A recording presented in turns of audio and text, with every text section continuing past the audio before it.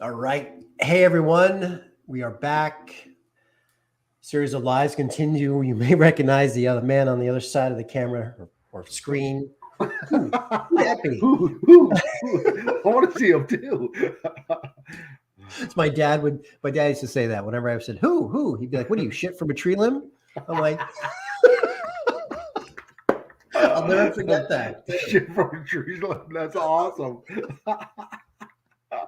Oh, So I'm just going to tag here, Mr. Ben. Just give me a sec, and we'll be ready to go.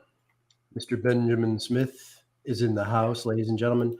Ben is my one of my brothers, one of my colleagues. Pleasure to work with Ben and the work we do to with the Goliath Foundation to help young men, the men of tomorrow, be better men, be better human beings, leaders, husbands, boyfriends, girlfriends, whatever the case may be. Right. all men, not just young men. All men. True. Yeah. Good point. Good point. We just finished a young man BIPOC cohort, 12-week cohort, which was amazing. Working with the youth, so that's top of mind. So, Mr. Ben, you know me. We've been working together for a little while now, and we have similar stories. And I know you have written a book as well. You've gone through the journey. Your life, your story is incredible as well. And yeah, I think one thing that brought us together was we do have a lot of similar storylines in our journey to conscious manhood, or however we want to call it, right? So for people tuning in, wherever this finds you, right, these are just little insights into my book, All In With Love, A Journey to the Hero Within. This is my journey, my story to one about reconnection to the inner child and how I truly believe happiness and joy and adventure and freedom and wonder exists in the outstretched hand of the inner child as we move forward into adulthood. So, Mr. Ben, you have the mic. What do you want to dive into with my story, the book? Any questions? Anything in particular that you're like, yeah, I want to find out more about? Well, actually, there's a couple things. I want to talk a little bit about the sports arena because we both were competing in our own sports. You as a rower, me as a boxer, and also a little bit. I wouldn't mind hearing a little bit more about the bartender and nightclub bar scene because I have a long history in that as well. So so those are two things I would like to hear a little bit more about. And I particularly want to hear about one part of that athletic part of it because I find it so fascinating. What is it? Well, actually, sorry, go ahead. Yeah, no, I was like, go ahead. What do you want to talk about? Well, I think a lot of people don't realize they don't understand, but there's always a dance, especially when you're at a certain level, national level or whatever, where it's like for me, anyways, and I wrote about this in my book as well, where it's like you're pushing, but eventually you get to a point where it's like you're good, and you kind of have to keep going, and you kind of go into the next level, but it's also exhausting. It's like it's almost so exhausting. You kind of almost want it to be over somehow. I've heard about other people as well dreaming about like, oh, I wish I just hurt myself so I wouldn't have to do this or anything like that. What is your take on that? Like when you were kind of at that level of like being. Well, rowing is my thing. Rowing was my jam. Will always be how how I was birthed into this world as a man. It was rowing. I went through that. I went through that period. I was very. I did well in rowing. I achieved some success by success standards. And won some medals in the national stage in the collegiate arena, and then I was invited to a national team development camp to get into that system, and it was interesting, and so that was my junior year in university. So it was the summer, and I said, well, why not? So I went to this camp, and that was my first foray into high performance sport. I mean, not collegiate level, university level is demanding, but when you're become just another number in a camp type environment, and it's cutthroat, and every day you're wondering, am I going to lose my seat in the boat, and things like that. It was a different world for me, and it was interesting because the very first day of practice on the water, we had 2 8s lined up, and I had a feeling I was in the better boat, right? There's an A boat and a B boat. I had a feeling I was in the A boat, and I was in the 4 seat, so I was in the middle of the boat. And the coach stopped practice, and he said, "Gardner, get up to stroke seat." I was like, "Okay." So in rowing, stroke seat's kind of like the hallowed ground of spots, right? It's the quarterback of the boat. It's the guy that has to do all the shit to lead everyone else, right? So I always wanted to be in that captain's chair for sure. So I switched seats and I claimed that seat. And then all of a sudden, like every day, it was like, okay, this is my seat. This is my seat. And in rowing, we have a thing called the ergometer, which is the rowing machine. And especially in the national system, everything's based on your erg score, your 2,000 meter test score. So we did testing. And again, testing on that level versus collegiate testing was a different beast. And there were 18 guys in camp, right? So there were 9 ports and 9 starboards, different sides of the boat. So out of 9 guys, I finished last on the rowing test. And, I had gone about a week now at sitting at stroke seat in the top boat. And all of a sudden I had the worst erg score in camp. I'm like, motherfucker. However, I knew that I had to redeem myself. And we have a thing called seat racing on the water. So you break the boats into smaller boats, and then you do a certain distance of a piece or a workout, and then you switch guys in and out, and you take times, and you figure out who moves the boat faster, right? Because at the end of the day, it's power application on the water that makes the difference, right? Mm-hmm. So I never lost a seat race, so I beat everybody in camp. On the port side. So I claimed the stroke seat and never lost it, right? Again. Wow. Hercules. Hercules. And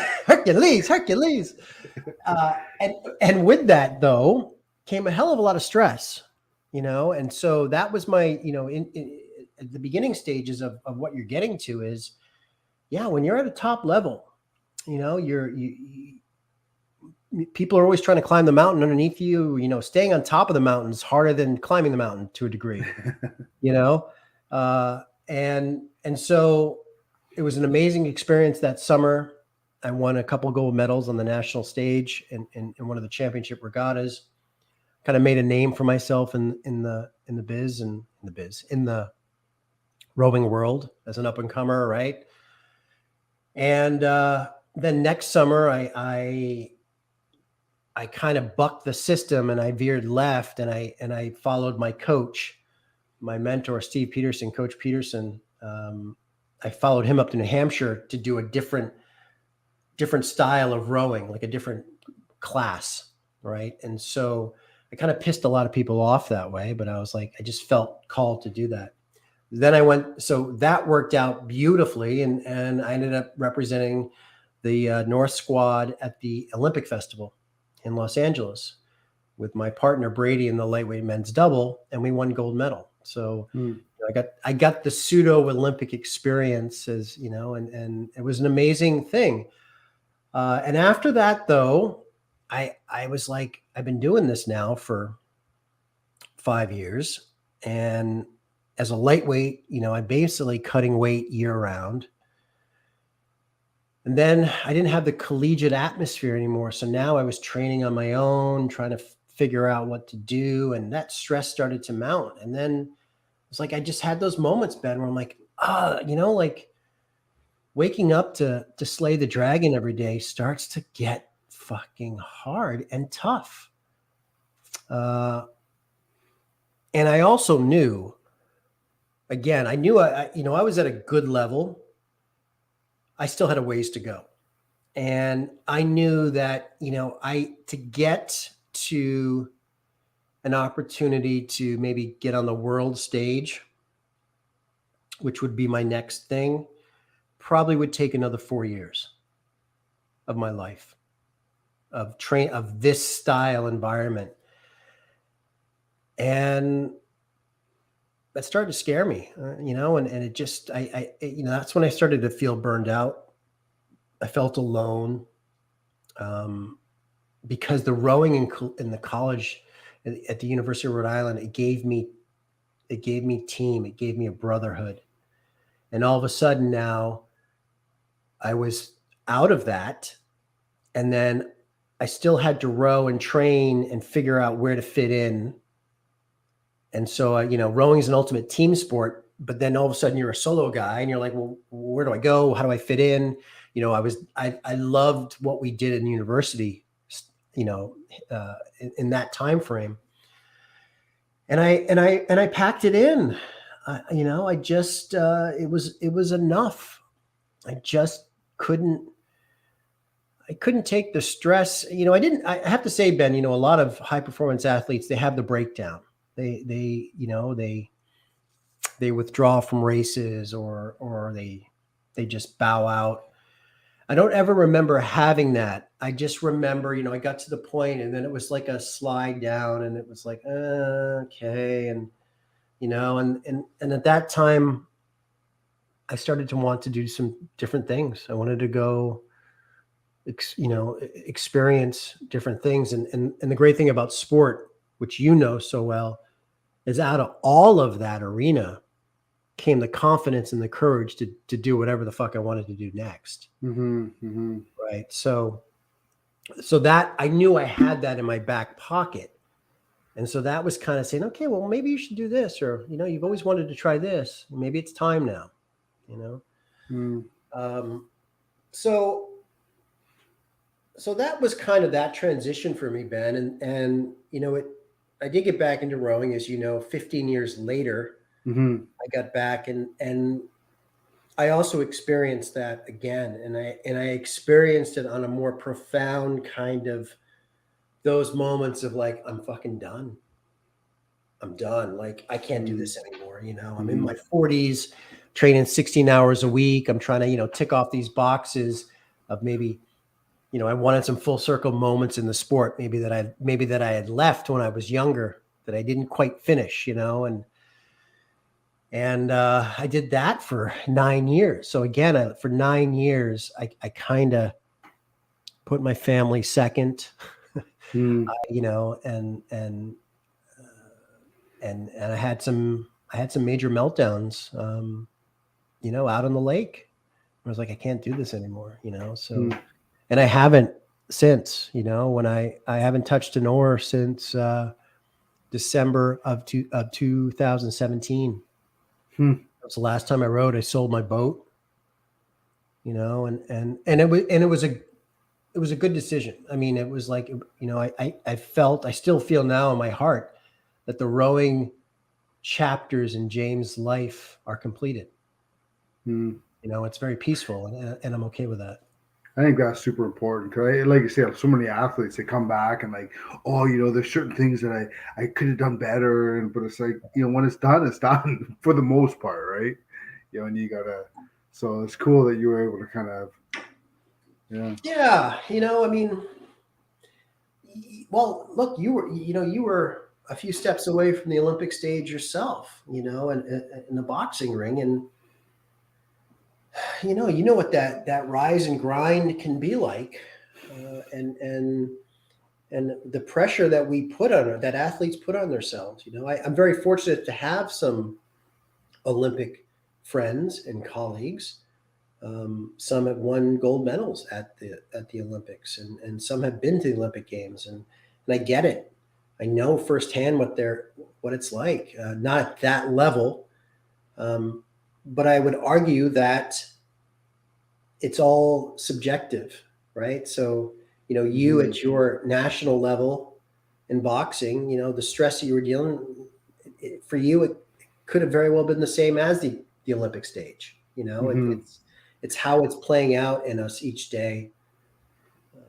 Hmm. I think once you get to a certain level of a sport, like, that national level, the international level, right at around that kind of, it's basically all the same. It's like little degrees, right? It's like pretty minor degrees, right? I think so. I mean, again, I can't claim to know what it's like to stand to wear your country's colors walking into an Olympic stadium, and can't imagine what that's like. That to me is the penultimate experience of an athlete. Pretty Uh, wild. like Yeah. and when it's funny because in the work that I do, as as a coach, because I've gone to the Olympic festival, people just say Olympics. So oh yeah, Olympic gold medalists. I'm like, no, no, no, no, no, no. Olympic festival gold Yeah. medalists. It's a big difference. It's a big difference, right? I always make sure to clarify that. And that was the closest I got. And let me tell you, like that was a dream for me too. And in America we have, and I don't even know if they have it anymore. In the States, it's the Olympic Festival. So every non-Olympic year, they would get the best of the best from north, south, east, west of the country, show up. In this case, it was Los Angeles. You have an opening ceremony, you have Olympic Village, you have the Olympic anthem playing all the time. You got your swag, you know, and there's different sports, just like the Olympics. So it's Hmm. it's it's pretty flipping close to a That's degree, pretty cool. and even when we won the gold medal, and I have the picture of Brady, my partner Brady, and I standing on the podium. We got our Olympic swag on. We got our gold medals. We got the flowers, just like they do in the Olympics, right? Yeah, And the Olympic anthem is playing. It's pretty surreal, that's pretty cool. Yeah, that's the closest I got, and that's okay though. That's pretty well, like, yeah, it's amazing. It's all these experiences, right? Mm. Like, I mean, being at that level, I mean, it's just that experience is it probably has added so much richness to your life, right? So that's super cool. But what about the richness of the bar experience? I want to hear about that because again, you and I have that some similarities in there. I was a bouncer, you were a bartender, but Yeah. Well, yeah, and I mean New York City bar life. I worked in LA too, but I got my start in New York, and I kind of worked the gamut. I bartended in an English tavern called the Yield Triple Inn, and uh, that was my first bartending gig. I worked there for years, probably 5 years, off and on, but most of it there. when did Uh, you start? Like, what years were you working there, so I roughly? started at the Triple Inn, I think in 1996. So yeah, 96, 95 to 96, something like that. Yeah, so right in the middle of the 90s. Hmm. And Good time. oh man, and again, I was a rower, so I'm a morning guy. Now all of a sudden I'm working 6 p.m. to 4 a.m., right? Because the bars are open to 4 a.m. Smoke them if you got them. I think back, you just walk in, it's like smoke everywhere, I right? know. People just lighten up, and like back in those days, you're slinging drinks. You just grab the ice out of the ice bin with your hands, throw it in there. You just free pouring, like just pure savagery, like right. Oh, Um, and so that was where I got my start, and that was a lot of fun. Great people, conversations, jeans, cut off shirts, just fucking living the life. that must have been a pretty fun lifestyle, like in its way. New It, York and LA and all in that in kind of its stuff. way, it was, like that. So the Triple Inn was amazing, and then I started to know that I could make more money, and maybe at higher profile places, and then I switched gears and I went to this elite Upper East Side hotel. I went from cutoff shirts to a tie, a vest, dress slacks, pouring martinis for the social elite on the Upper East Side. And then though I fell into the sweet spot, which was at that time, which was now around 2000 ish, right? 2001. Yeah, the hip thing became trendy hotel bars, restaurants, and lounges. So places where like you have this amazing restaurant, but it would also have this kick-ass lounge. Mm-hmm. And so I went to this place in Midtown called the Chambers Hotel, uh, and which was just that place. And all of a sudden, I'm pouring drinks for celebrities every night, and who's who, and working with an Australian bar chef. We weren't bartenders. We were bar chefs, right? We had the Bunsen burners behind the bar, and we're like doing flambe strawberries and these fancy cocktails. It was insane, right?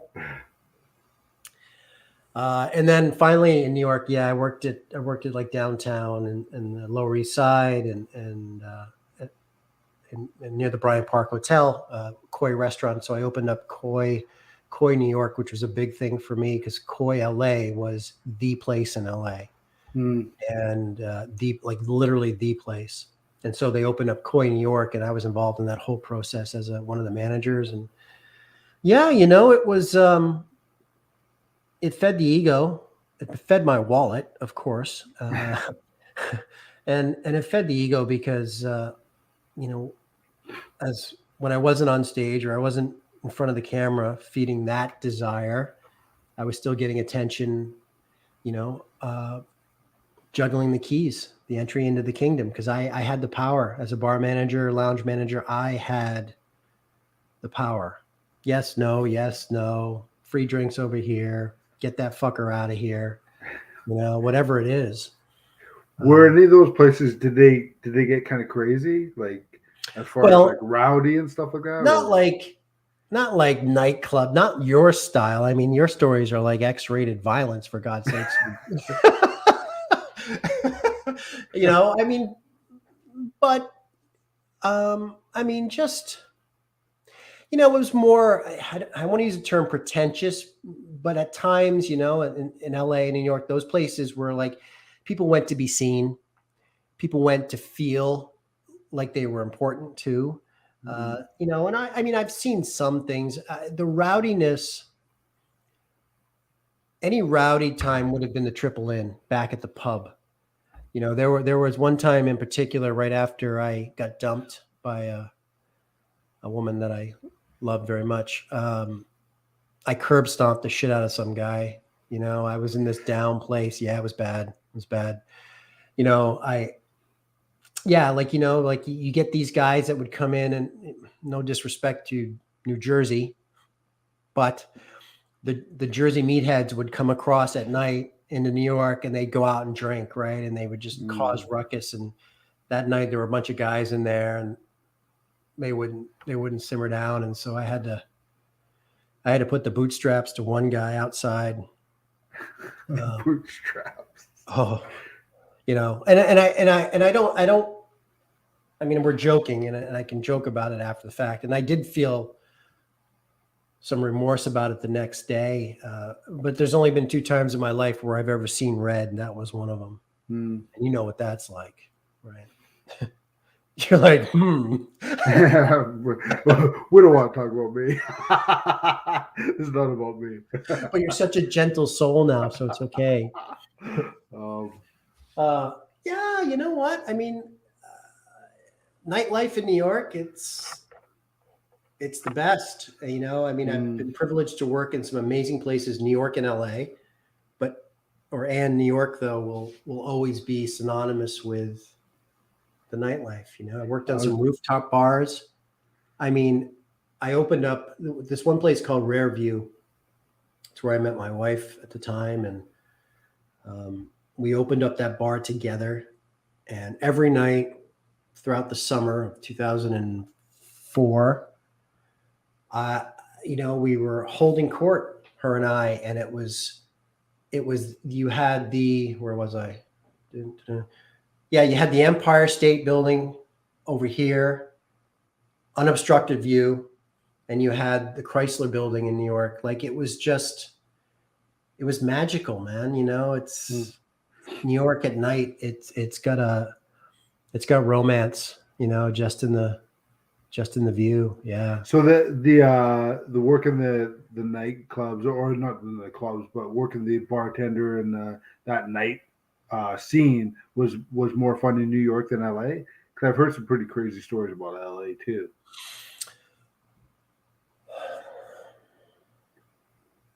Well, it's a really good question. You know what? I don't know. I'll say this though, and they're different. So in New York, it's like all bets are off. You can get hammered. You just hop in a cab, like you walk. People walk in New York. You cab, you transit, you subway. Mm-hmm. You don't drive your car to work usually, right? Yeah. So so in terms of that, people in general, I think, let loose a little bit more. That makes sense. LA was a little bit, so LA is different in the fact that, especially the place that I was running, Bridge Restaurant, was, when it opened, was the place. It was when I mentioned Koi LA, the same owner opened this restaurant. So when I moved to LA, I opened up Bridge. And of course, because of the synonymous with Koi, everybody wanted to get in, right? And celebrities and all that. The thing about working in that scene in LA is, at any moment, your life could change, because people have a magic wand, because 1 out of every 2 people is a producer, is a director, is an actor, is a celebrity, is an agent, is a producer, whatever it is. And so it really was different. Like every day you're like, okay, like as an actor, as a struggling actor, right? You're like, okay, is this my night? Is this my Yeah, night? might make it. Because that's the superficial world of LA. All it is poof. You're somebody. That's really what it is. Yeah, that's crazy. And then you meet celebrities. They come into your bar, and then because I was a manager, I would be like the front of line point of contact, and then I get to know some people, and crazy. Well, I was listening to you talk about your connection with Sean, not Sean, what's his name, Penn. Chris Penn. Chris Penn, yeah. So because that was in LA, right? That was in New York. Oh, that was in New York. Oh, okay, yeah, that's a pretty cool story. So at the time he was living in LA, and he had a production company in LA. Mm-hmm. But he would come back and forth to New York, and every time, as I was saying on that story, that episode, every time he'd come back to New York, he would stay at 60 Thompson, and we became friends, and he would message me and email me, and he would talk script development with me, and he really took an interest in me, and it was definitely the first time that a celebrity, I felt like I was a friend, like a true friend. It's pretty nice. Yeah, pretty cool. I like the fact that you said he was just such a down to earth guy, or like just a nice guy. That's super cool, because he's pretty big time.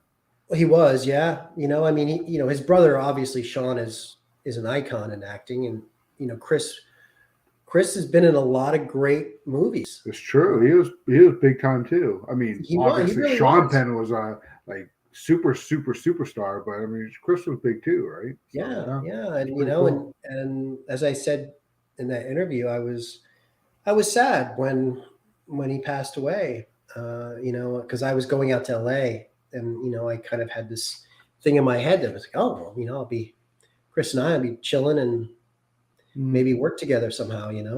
But there was a few, and here's one too. It just made me think of it in terms of personal contacts. I had one other celebrity give me his number, and we communicated.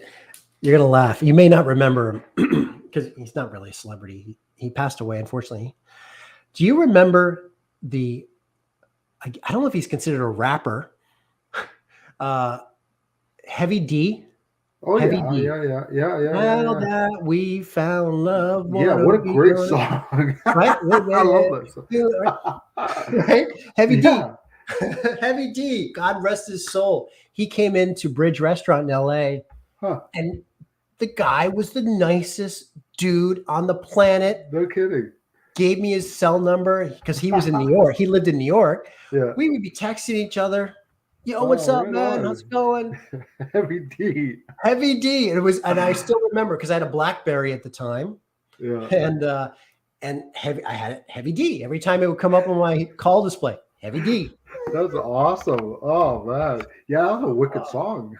Wicked song. I know. And he passed away too. How old was him and Chris Penn? They weren't that old, were they? They're not that much older than us, right? No. Huh. I know Chris and even Heavy, obviously, were on the heavier side. Mm-hmm. I can't remember how they both passed. I think Chris had a heart attack, I think. Anyway, yeah. Wow, yeah, it's cool to hear the stories about some of these people, and I always kind of wonder. Cause I'm all about niceness, I always but it's cool to hear that Chris and like you said, Heavy D were just nice guys. Like I think that's cool, yeah, it is, and I got to be honest with you, I couldn't. If you were to ask me, I don't know if I can tell you which celebrity was not a nice experience, to be honest with you. I've been fortunate enough to meet quite a number. And, I talk about this in the book, Ben. At the end of the day, a lot of times they just want conversation. They just want real conversation. Mm-hmm. We're all bound by community and support, and sometimes they just want to shed the spotlight and just have a conversation. Mm-hmm. People are people. People are people, man. People are people. Mm-hmm. And that's a one of the sub journeys of Jim in the book to James. And because when I first went to New York, I had that. Oh, they're celebrities. Oh, like I can't talk to her. I can't. Oh my God, there's so and so. Oh my God, and like I would, and then it took a while. And I'm like, fuck, no, like, on the set of All My Children, Susan Lucci. Hey, James. Or JB. My thing was JB. Hey, JB. Or Ice-T. I talked about this the other day. Ice-T on the set of Law and Order, sitting with his feet up in between takes, and we're shooting shit about Yankees, baseball, and music. That's so cool. And and just having a conversation. Yeah, I heard he was a really nice guy, actually, because he was down in one of the clubs I worked at too. Yeah. I mean, this is a guy that wrote Cop Killer. Yeah. Yeah, man. And now, he's just a cat like the rest of us. Yeah. Just a cool dude. So so then I started to realize they're just people. And thankfully little Jimmy in me, always had an ability to be able to relate. And I think because it's what I do for a living, I hold space as a coach, right? You do it too. I've had that ability. So I think some of those celebrities, they felt safe when we'd sit and have a conversation. There was no ulterior motive there. It was just, hey, Sandra Bullock, here's your Heineken. how's things? Good, right? 30 minutes later, we're just chatting, her and I. Hmm. You know, Sandra, you want to come back to my place? Sure. Okay. See you guys. I You can mean, watch a bar for me. who didn't have a crush on Sandra Bullock, right? It's true. I mean, she still do. Sandra, if you're out there, I'm single. Also, Sandra, if you're out there, well, I'm married, but Hey, Char's gonna listen. She's gonna watch this for sure. She's just gonna be like, I was waiting for Charlene to come in I behind you and know. just slap you in the back of the head and walk past the camera. All she would say is she just slap me. She'd be like, "My husband's an idiot."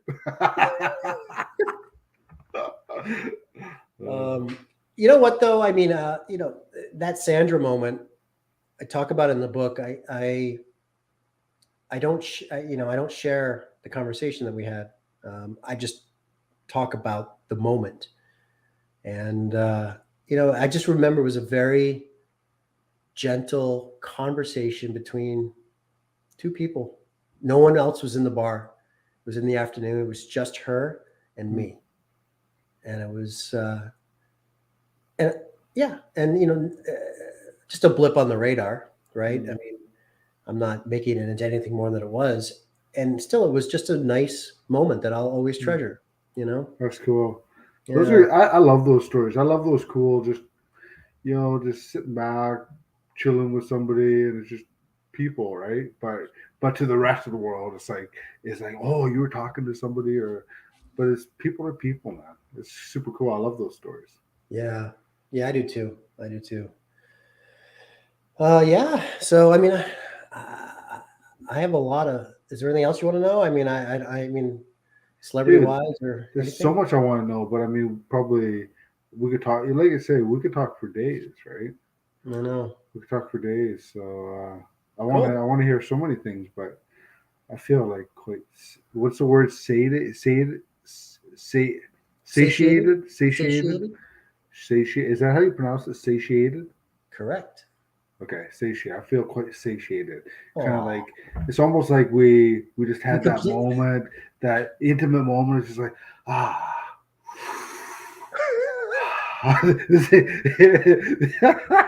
Maybe I've gone too far with that. Oh, James, Benjamin. it was wonderful. It was. Benjamin, do I complete you? You could, you full on completely, just like Jerry Maguire. All right. Well, hey. You are amazing. Thank you. Not too bad yourself. Oh. Well, Ben, I appreciate the chat. Of course, you and I always have fun. I mean, my book is about the inner child. You live the inner child every day, so I think that is probably the glue that binds us first and foremost. I think we recognize that right out of the get-go.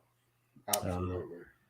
And so proud of you, brother. Thanks, So man. proud of you with this book and sharing your story and just sharing your experiences. I think it's just so important for the people that have kind of had these experiences like you have to just kind of be the just carry it back to the young guys coming up particularly and just say, listen, these are the pitfalls, this is what you're going to experience, this is how it is, right?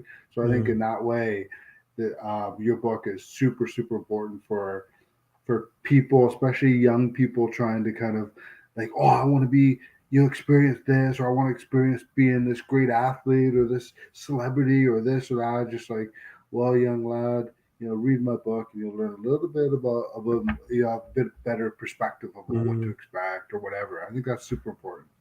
Thanks. Yeah, I do feel that this book does have a lot of different themes and takeaways for people, and I think a lot of different people relate to it, because as I've been very fortunate to live a lot of different sub stories within my life, right?